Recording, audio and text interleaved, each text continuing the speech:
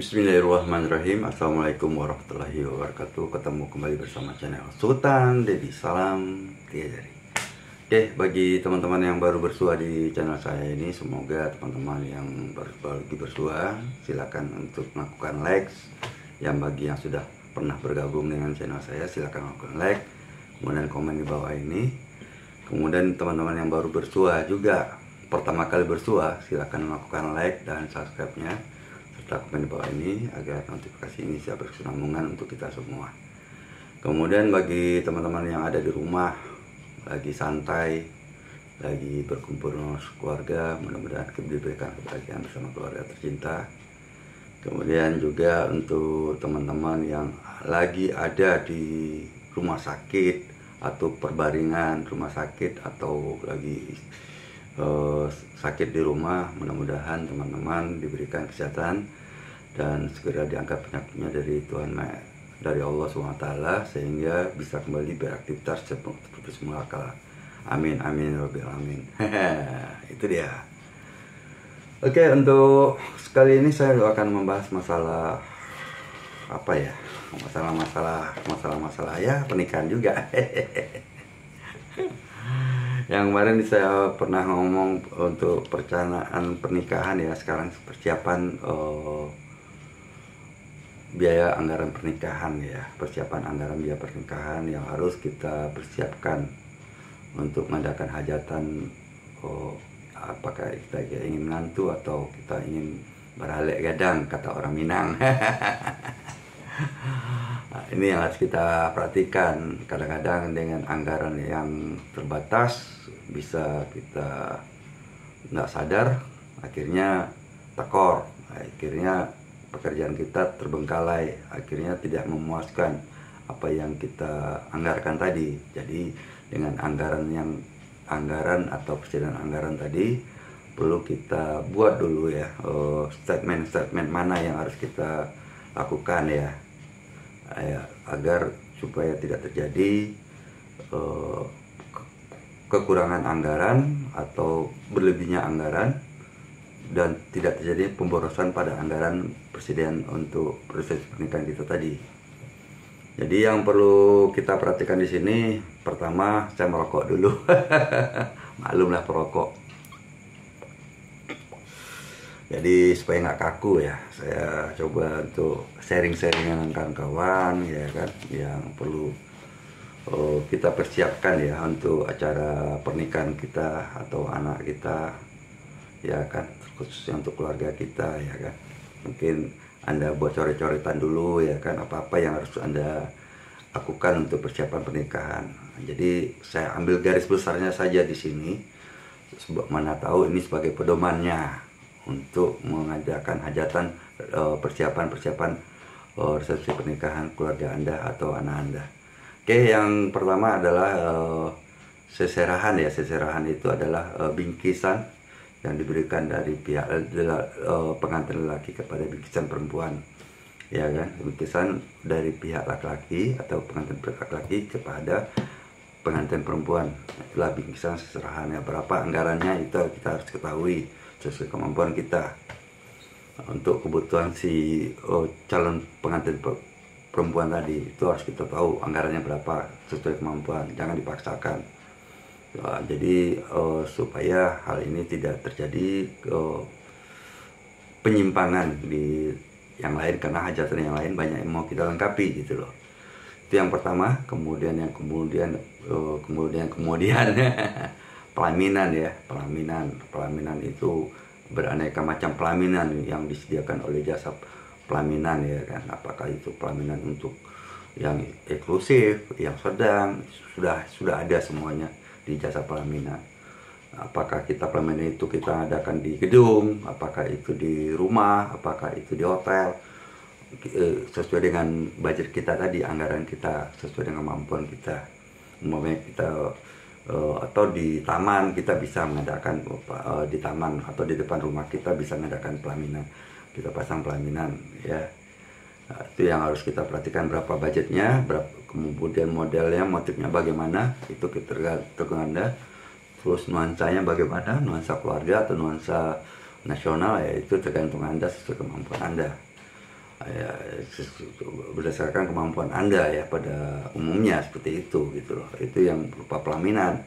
Kemudian juga yang selanjutnya adalah perlengkapan. Perlengkapan ini juga jangan dianggap sepele ya, kayaknya sepele, tapi bisa membuat acara ini bisa gaduh kalau bila Anda tidak melengkapi perlengkapan tadi. Apakah itu istilahnya hiasan-hiasan untuk acara pesta tadi, apakah itu pernak-pernik ya kan, kemudian souvenir ya, itu bagian dari perlengkapan. Souvenir untuk undangan yang akan hadir ke pesta kita.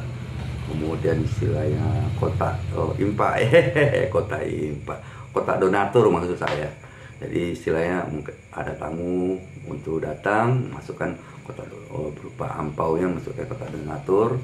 Kemudian kursi meja harus kita persiapkan juga, mana tahu nanti tak kurang tak lebih ya. Kalau kurang ya kan kacau, pas undangan meledak nanti kacau juga. Jadi harus kita imbangi jumlah kursi dan meja yang akan kita undang sesuai dengan kemampuan kita tadi gitu loh.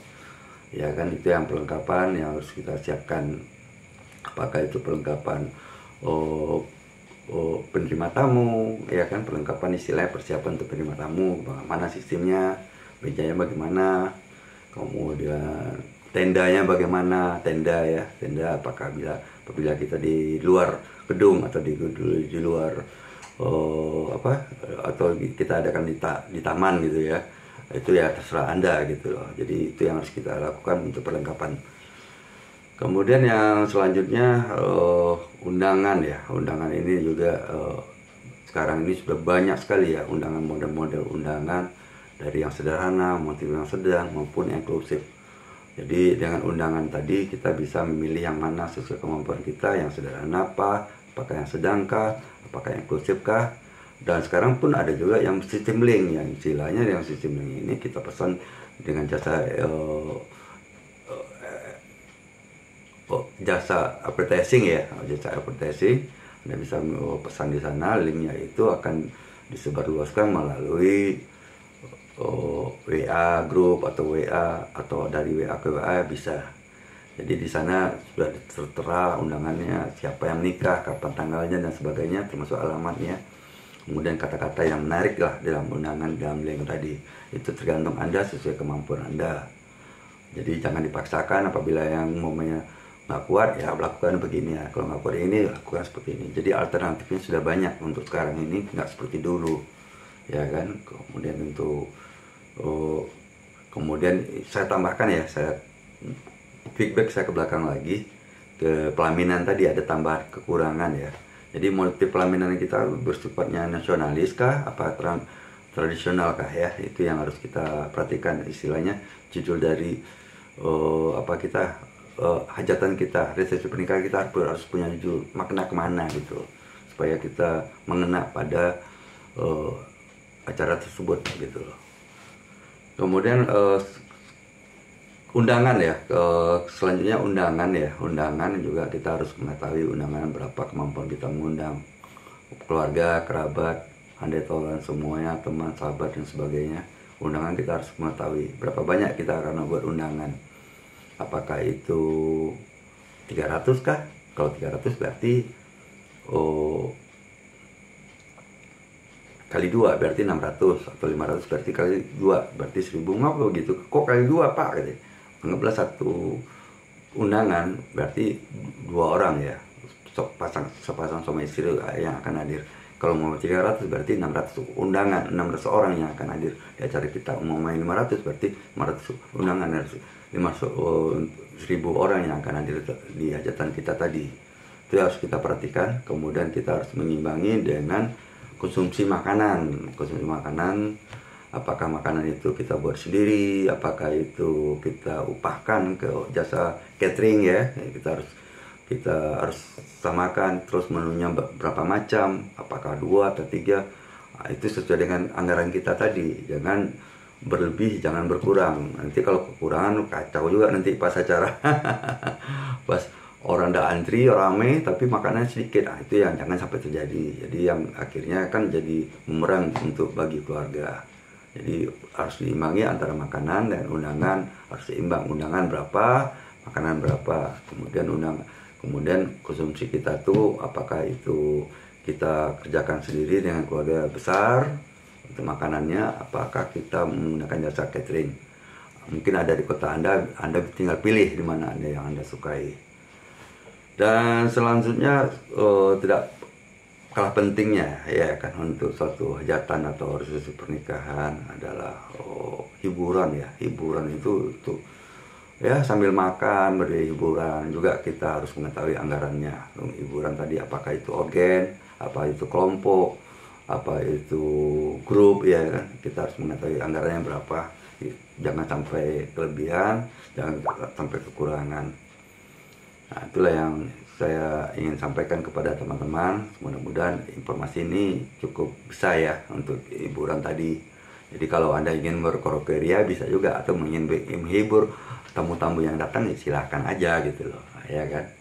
Kemudian juga di selain perlengkapan tadi, kita juga merempet lagi ke satu lagi, yaitu baju panitia ya. Baju panitia mungkin Anda bisa lakukan atau tidak ya, itu terserah Anda sesuai kemampuan Anda.